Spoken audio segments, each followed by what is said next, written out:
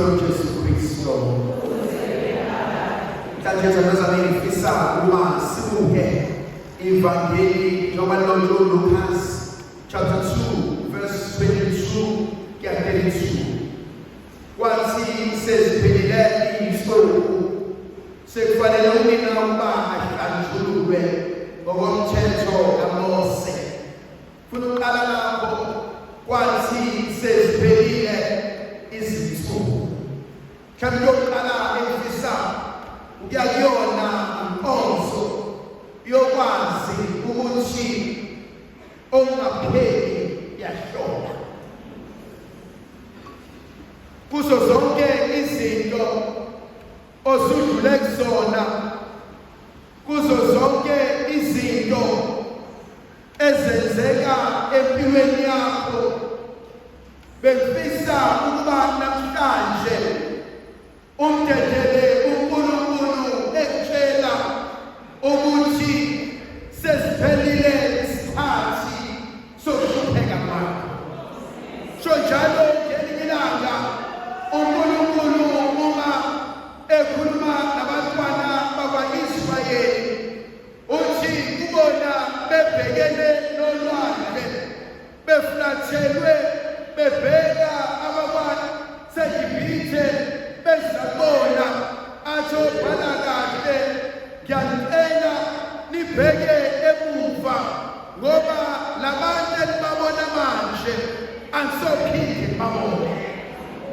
Kuyavuka mina le nkonzo uNkulunkulu ayivusayo uma esitshela ethi ubheko zanganelo aziyafaniswa nenkazimulo asibekele yona. Inkonzo yokuqala evukayo mina inkonzo yokwazi ukuthi sesiphelile ikhathi nensuku zenhlupheko yethu. Sesiphelile ikhathi nensuku zokuhlekwa kwethu. Sesiphelile ikhathi nensuku zosizi lwethu. Inkonzo yokuqala ehlalayo mina ukuthi uNkulunkulu phelelisa konke. uNkulunkulu lungisa konke.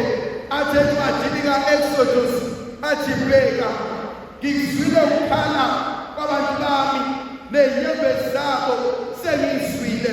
Athi encwadini kaJenesisi isahluko sesishiyagalombili ivesi lokuqala athi bheka ngakhumbula umuntu wami kanjalo ngafika kuyena ngenza umehluko. Inkonzo yokuqala ukuthi isikhathi sokuhlupheka kwethu sesiphelile. Inkonzo yesibili evukayo mina, when the time is right, I, the Lord your God, will make it happen. When the time is right, isikhathi sesifikile, uma isikhathi sekuyisona, no devil in hell will stop the blessing. No devil in hell will stop the promotion. No devil in hell will stop everything that is meant for me. I'm coming back to get everything I have lost.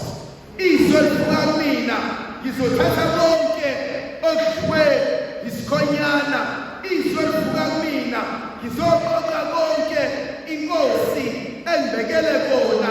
Izolfamina, omdala ka-Israyeli akozeli akolali akabuki ukuhlupheka kwethu ebese kushaya imva. Izwi lesithathu elifika kumina sesifikile isikhathi kanjalo unina ukuba ahlanjulwe ngokomthetho wakhuphuka ekhuphukela enkosini nomntwana. Namazwi amabili afikayo kumina. Eyokuqala uMaria akakwazi ukuba akhuphukele endaweni kaNkulunkulu engadlulanga enkonzweni yokuhlanjulwa. Hathobhala kahle bonke abalethele njalo bayahlambulula. Kunezinto uNkulunkulu afuna usinikeza zona. Kunezinto uNkulunkulu afuna usikhangezisa sona kodwa sikwazi ukuzamukela uma izandla zethu zisaphethe. Asikwazi ukuba samukele uma inhliziyo zethu zisabophile. Asikwazi ukuba samukele uma inhliziyo zethu zisangaligazi. Asikwazi ukuba samukele uma utholo lungekho phakathi kwethu lesihlalisana nalo. Kambe konke bifika kumina akubuyele ekhaya usishilo. Mawuthi ekhaya bengakhulumisana bengeswana bewaziwa ukuthi izinqadu bewaziwa ukuthi uyedelela bewaziwa ukuba uyagivana bekwaziwa ukuba wena uyibona konke akubuyele emuva sewungenisa ikhanda lami ake ubuyele emuva sewuvuma konke ake ubuyele emuva naleli gama mangithobe mina Nkosi bese kuphakama mangithobe mina Nkosi bese kuphakama mangithobe mina Nkosi bese kuphakama ethanda leyo nkonzo enhlambuluko yavuka kumina izandla zami inkonzo yokuba Nkosi ngiyacela ukuba ungihlalise endlini yombumbi kuba wena ozakumba impilo yami ngoba ngokwami ngiyehluleka ngoba ngokwami ngiyazama kodwa kusoze ngaphumelela. Enye inkonzo evukayo mina uMaria esehlanjuliwe ebesekhupukela entabeni kaNkulunkulu. Ngiyamthanda uMaria bekhupukela entabeni kaNkulunkulu ehamba noJosefa ngoba baphethe umntwana. Yangithinta le nkonzo ukuthi abakwazi ukuyoshiya umntwana uJesu enkosini bona uqobo lwabo bengalindele bengekho ready ukuba bahlangane noNkulunkulu uqobo lwabo. Mhlawumbe mina inkonzo evukayo uJesu evangelini lakhe uma uhambisa umnikelo wakho ebese uyakhumbula ukuba umnewenu anizwananga naye udadewenu anitholananga ngemimoya athi shiya umnikelo lihambe liyolungisa indaba maqedane besuyesa uzolungisa izinto.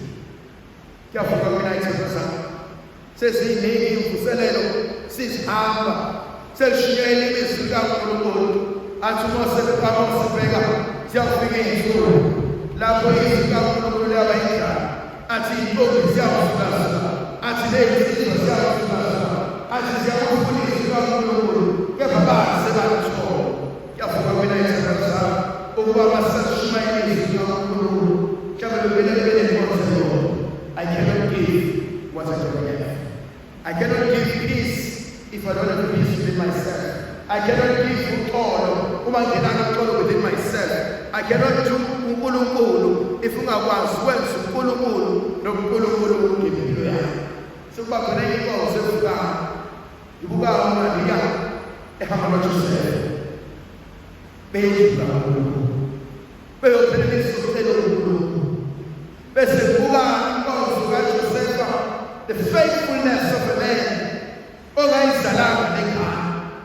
Bese kuyavuka kumina ukuba bangaki thina abazala abantwana sangabakhulisa bakhuliswa ogogo kodwa inhliziyo zethu zangathinteka.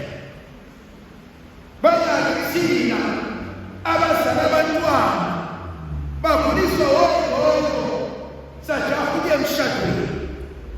Bangaki thina abazala abantwana sangabanenjaba nabo sayitshela ukuthi vele uma wabe uyanakekela vele ubaba wabo uyabanakekela mabephasa siyakhosha ngawo mabehluleka sibheke unina nomuyise uhlala. Kanibona zihlala how responsible am I to those whom God has given under my care? Yakwazi ukubanakekela labo uNkulunkulu anginikeze bona. Yakwazi ukuba nemithando labo uNkulunkulu anginikeze bona. Yakwazi ukubakhombisa indlela labo uNkulunkulu anginikeze bona. Yangithinta inkonzo uthi uJesu noMaria noJosefa bengena ethempelini. Umoya oqobileyo sewukhulumile noSimeyoni ukuba akakhulukele entabeni. Umefika ethempelini kaNkulunkulu hathi uNkulunkulu uzakukhombisa namhlanje okade wawulindile. Sobhala kahle encwadini kaIsaya sasho sesisifivesini yokuqala kuze kwesithupha ukufa kwenkosi uZiya thingambona usehlele isandla sakhe sobukhosi athi nguwe yakhe khona ithembele lonke. Namhlanje Simeon siyakwazi ukubona isimo, siyakwazi ukubona uNkulunkulu empheleni isimpondo bese kuvuka kimi ukuthi ungavuka uNkulunkulu iphelele ukuselela engakuvezanga usona. Ungavuka uNkulunkulu